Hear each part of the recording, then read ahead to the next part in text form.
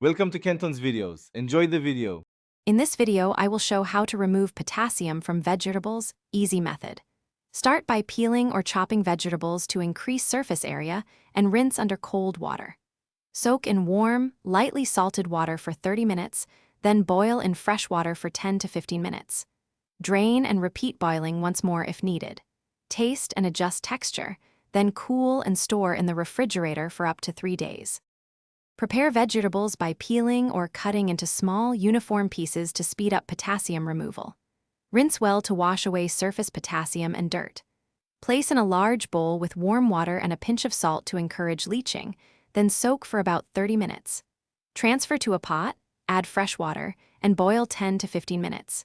Strain and, if desired, repeat boiling once more for lower potassium results.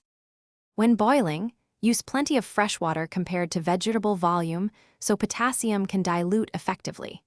Boil for 10 to 15 minutes, then strain and discard the water to remove leached potassium. For more reduction, refill with fresh water and boil a second time for another 10 minutes.